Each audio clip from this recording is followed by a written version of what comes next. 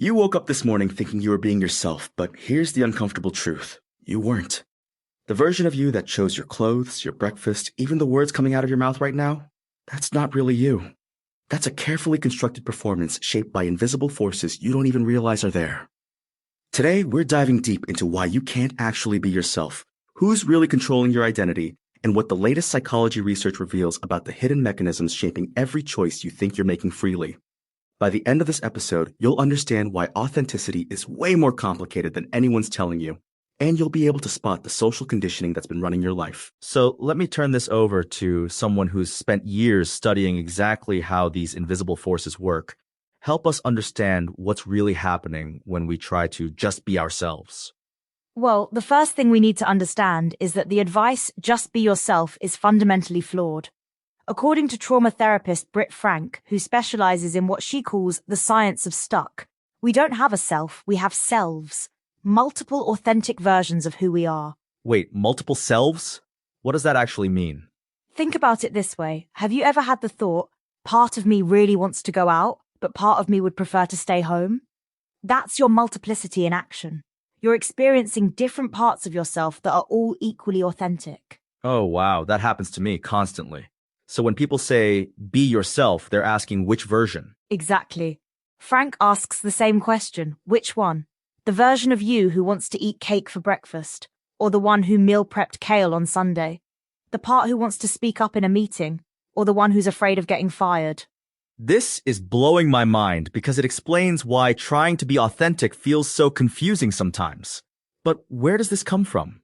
How do we end up with all these different versions of ourselves? That's where social conditioning comes in. From childhood, we absorb messages about what's acceptable, desirable, or shameful. These messages come from family, school, media, religion, and cultural norms, and they literally shape our behaviors and personal identity. So we're basically programmed from birth? In a way, yes. Social conditioning operates through classical and operant conditioning, systems where behaviors get associated with rewards, punishments, or repeated exposure. Through this process, people internalize society's values, often without conscious awareness. Can you give me a concrete example of how this works? Sure. In classical conditioning, studied by Ivan Pavlov, a neutral stimulus becomes linked to an emotional response. For instance, when rest is consistently met with guilt, rest itself becomes a trigger for discomfort, so you literally can't relax without feeling bad about it. That's so messed up. And I bet most people don't even realize this is happening to them. Exactly. And then there's operant conditioning, where B.F. Skinner showed how behaviors are shaped by consequences. A child praised for being obedient learns that silence or compliance leads to rewards, reinforcing that specific behavior over time. So we're literally trained to suppress parts of ourselves that don't get positive reinforcement. This is starting to feel really dark. It gets deeper. Albert Bandura's social learning theory shows that learning also occurs through modeling, watching how others behave and the outcomes they receive. When people observe someone being praised for meeting societal expectations, they learn to mimic that behavior. So we're not just being directly conditioned, we're also copying what we see gets rewarded in others. It's like this massive system of social control. That's exactly what it is. And here's what's really striking. Societal norms can be thought of as a form of social control, influencing the way individuals and groups express themselves culturally. These norms can be explicit, like laws, or implicit, like cultural traditions. And I'm guessing the implicit ones are way more powerful because we don't even see them coming. Absolutely. The research shows that power dynamics play a significant role in shaping cultural expression. Those with more power and influence can dictate what's considered acceptable or desirable, leading to a homogenization where dominant groups suppress marginalized voices. So when we think we're being ourselves, we might actually just be performing the version that's been approved by whoever has power in our environment. Right. And this creates a feedback loop. Power dynamics influence cultural expression, which reflects societal norms, which then shape power dynamics. It's a cycle that can perpetuate inequality and limit innovation. This is making me think about conformity research. Don't we have studies showing how people literally change their answers when they're in groups? Yes. A systematic review from 2024 identified 48 relevant articles on conformity research. The studies confirm that conformity is prevalent across diverse contexts, echoing Asher's seminal findings from 1951, where people would give obviously wrong answers just to match the group. Wait, so this isn't just theoretical. We have actual proof that people will deny what they're seeing with their own eyes to fit in? Exactly. In Ash's experiments, participants had to identify which of three lines matched a standard line in length. It was simple and unambiguous. But when Confederates deliberately gave wrong answers, real participants often conformed to the incorrect majority response. That's terrifying. So we're literally willing to doubt our own perception to avoid standing out. And the research shows that conformity can become serious, leading to what's called de-individualization and mob mentality. When people lose their individuality within large groups, it can result in uncharacteristic behavior and even violence. So conformity literally makes us lose ourselves. But here's what I don't understand. If this is such a universal human tendency, why do some people seem to be authentically themselves despite all this pressure? That's where it gets really interesting. According to research, most people can't handle truly authentic individuals. There are actually 8 specific reasons why authentic people make others uncomfortable. 8 reasons? Tell me more about this. The first big one is that the presence of authenticity forces people to confront their own falsehoods. It's far easier to deceive yourself when you aren't confronted by someone who's speaking honestly and living authentically. So authentic people are like mirrors that show us what we're hiding from ourselves? Exactly. Authentic individuals often have strong, charismatic energy that others can't help but be drawn to, but they're also often instantly disliked by those who are being performative rather than genuine. People project their personal discomfort onto the authentic person and condemn them for it.